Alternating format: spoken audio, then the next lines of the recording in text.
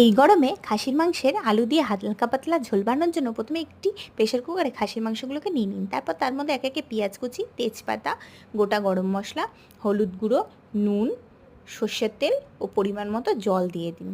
তারপরে প্রেশার কুকারের ঢাকনাটাকে বন্ধ করে গ্যাসে বসিয়ে 4-5টা সিটি দিয়ে নিন।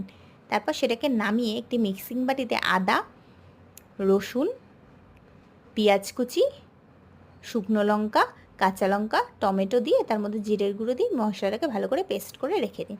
তারপর কড়াইতে সর্ষের তেল দিয়ে তেলটা গরম হওয়া পর্যন্ত অপেক্ষা করুন। তারপরে এর মধ্যে ডুমো ডুমো করে কেটে রাখা আলুগুলো দিয়ে দিন। তারপর একে একে নুন, হলুদ গুঁড়ো দিয়ে আলুগুলো ভালো করে ভেজে নিন।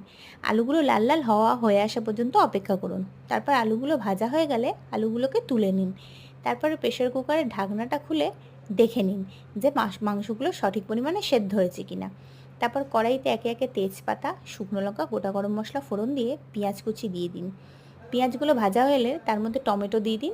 তারপরে যে মশলাটা পেস্ট করে রেখেছিলেন ওটা দিয়ে দিন। তারপরে একটু নেড়ে চেড়ে এর মধ্যে দিয়ে দিন একে একে নুন, হলুদ গুঁড়ো, লঙ্কার গুঁড়ো দিয়ে মশলাটাকে ভালো করে নাড়তে থাকুন। মশলাটা নাড়া হয়ে গেলে ওই মশলাগুলো জলটা দিয়ে কাশ্মীরি রেড চিলি পাউডার দিয়ে কালারটা চেঞ্জ হয়েছে কিনা দেখে নিন। তারপরে একে একে মাংসগুলো দিয়ে দিন। মাংসগুলো দিয়ে মশলাটা ভালো করে মাখিয়ে নিন। তারপরে মশলাটা মাখানো হয়ে গেলে চেক করে নিন। তারপরে ওর মধ্যে আলুগুলোকে দিয়ে ভালো করে নাড়তে থাকুন। আলুগুলো দিয়ে কষানো হয়ে গেলে তারপর যে স্টকটা রাখা ছিল ওটা দিয়ে মাংসটা ফুটে আসা অবধি অপেক্ষা করুন। তারপর একটু ঢাকনা চাপা দিয়ে দেবেন। তারপর ঢাকনাটা খুলে ঝোলটা ফুটে এলে তার মধ্যে বেটে রাখা গোটা গরম মশলা দিয়ে ভালো করে নাড়িয়ে নিন।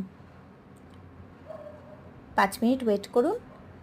তারপরে রেডি আপনাদের স্পেশাল রবিবারের মাটনের ঝোল।